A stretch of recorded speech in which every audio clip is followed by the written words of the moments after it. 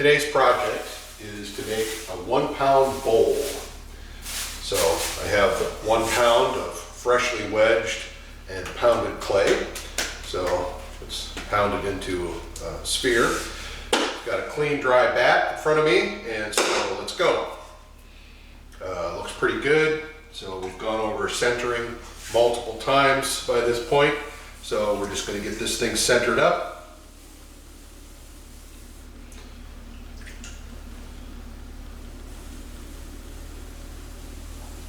There's one. It's still quite slippy, so just keep going. As long as it doesn't drag on my fingers, we're good to go. Notice, I don't know if you can see this that well on the video, but there's kind of striations that go around this as the clay gets pulled more and more centered. Yeah, you can kind of see that. I guess that's right here. You can see that little ridge there. So we can take that out on our third time. So we just bring that back up. And back over. And we'll come back to the base condition.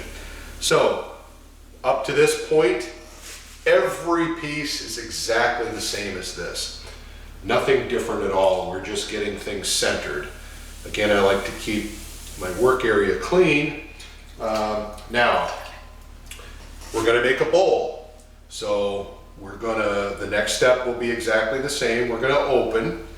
So sometimes when I open with a damp sponge in my hand, I don't need to physically drop the water in there because the sponge is damp and it gives me enough. But even then, sometimes, you want to put a little bit of water down in there. Just make sure that it doesn't drag, because when it drags, you get all kinds of problems. Okay, so we're going down to about 1/4 inch from the bottom. So that's going to be the thickness of the bottom of our pot.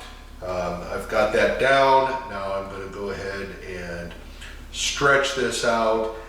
Most of the 1 pound pots that I do tend to have about 3 inches of bottom on the inside. So I'm going to just kind of flatten that out.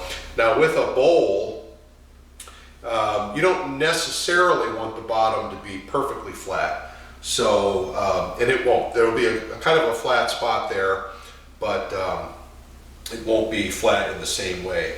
Now, in earlier demonstrations, I've typically rolled the clay back in. When you're going for height, that's typically a good move, but we're not necessarily going for the same kind of height.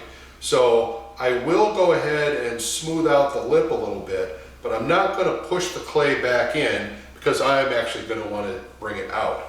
So now I'm going to go ahead and do a pull, but notice I'm starting from a more open position with this lump of clay. When I'm doing my taller cylinders, I'm typically more inward oriented, but now I'm a little bit more outward oriented, which of course makes sense for a bowl. So I'm going to do my pull in the same way, however. I get that pinch started at the bottom, and I'm not really trying to bring it out. I'm still trying to bring it more or less straight up. I'm allowing it to ease out a little bit, but I'm not trying to really make the bowl shape yet. Okay, so same principles. You want to keep the inside dry, but always add back enough water to keep it slippery and allow the clay to move on you. Okay, so now second pull, we're going to actually start to go outward a little bit more. All right, now I always say the taller and wider that you go, the slower the wheel should move. Notice the wheel's really not moving very fast right now. And always come back and compress that lip, heal it up, make sure there's no cracks, make sure it stays nice and even. Come back and dry up the inside. Add a couple drops of water back, inside and out, and we're going to go for a third and final pull. Really allowing it to come out now.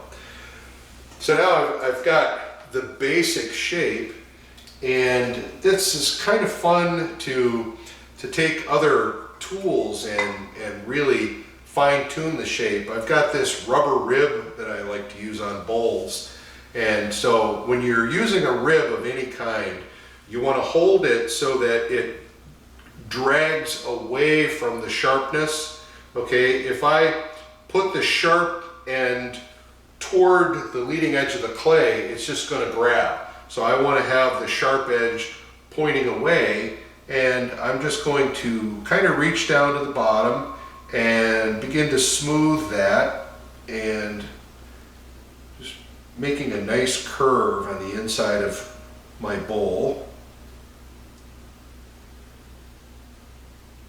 And that looks pretty good. Now, so I've gotten a little bit of clay off, just put that in your slop bucket. And now I want to make sure that the bottom is nice and smooth with my sponge. And this bowl is just fine, but I think I'd like to make it a little bit more open. This is maybe almost like a soup bowl you'd get for a small soup in a restaurant.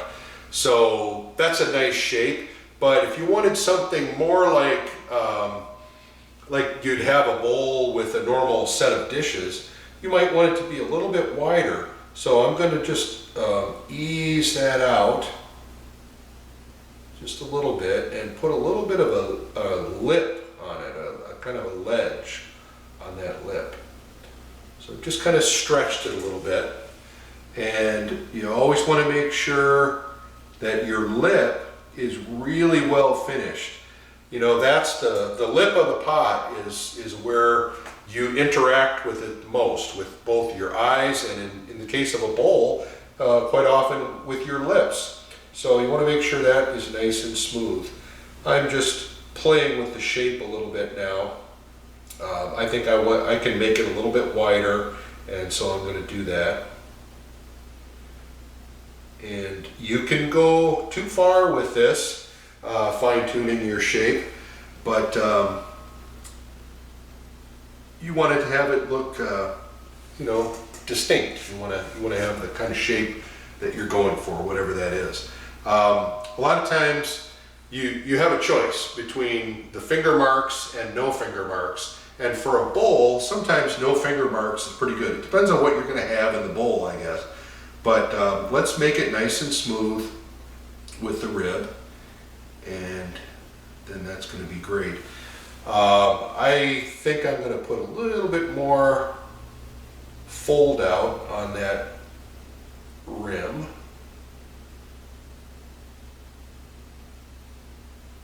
It's all down to fine-tuning the aesthetics at this point.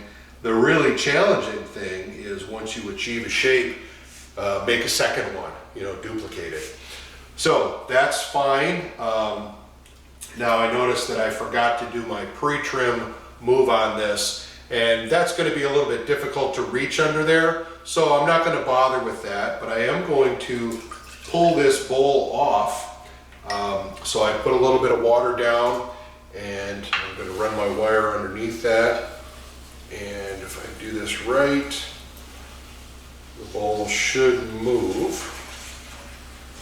All right, there we go. And a bowl, it's a little bit, it's not as floppy as a plate, but it's not as rigid as a mug either. So you have to really get under it with your fingers. And if you do that carefully, it should lie pretty flat when you get it moved over onto your other bat. If you're not comfortable with that kind of a motion, just leave it on the bat. I can see here now that I left a pretty good amount of clay in the center there, so that was due to not being deep enough with the wire, but that's okay, because I do plan to trim that pot. So now I'm cleaned up and ready for the next pot.